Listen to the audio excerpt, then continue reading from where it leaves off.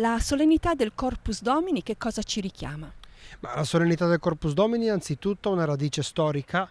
Nel XIII secolo il desiderio di alcune persone in Belgio proprio di onorare Gesù nell'Eucarestia. Il desiderio che è nato è questo: si pensava ci sono tante occasioni per venerare i santi, come mai non c'è un'occasione per l'Eucarestia? Nasce così per caso e poi questa cosa prende corpo, diventa addirittura uno dei momenti processionali più importanti, anzi il cammino processionale forse più importante.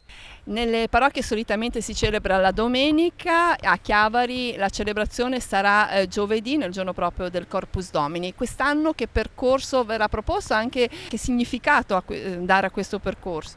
Ma allora, anzitutto la città di Chiavari lo celebra ogni anno in una parrocchia diversa. Quest'anno la parrocchia che tra virgolette organizza è la parrocchia di San Giacomo di Rupinaro, dove celebreremo la messa presieduta dal nostro vescovo diocesano, e poi la processione si dipanerà un po' nelle strade proprio del centro più centro, potremmo dire così, no? Dai lavatoi, poi andrà fino alla via Castagnola per arrivare alla scuola Maria Luigia. Si è voluto da un lato visitare il centro della città, è il luogo anche dove gli abitanti vivono, e le strade anche più strette, permettetemi di dire, no? Quindi un po' il Signore che non ha paura di entrare in tutte le strade. Arriveremo alla scuola, quindi un luogo educativo importante per la città, per i nostri bambini, e visiteremo anche un quartiere un po' più di periferia, proprio per anche essere ubbidienti all'indicazione di Papa Francesco di una chiesa che si avvicina più alle periferie. Se non sbaglio lo stesso Papa quest'anno il Corpus Domini lo celebreranno nel centro di Roma, ma in periferia.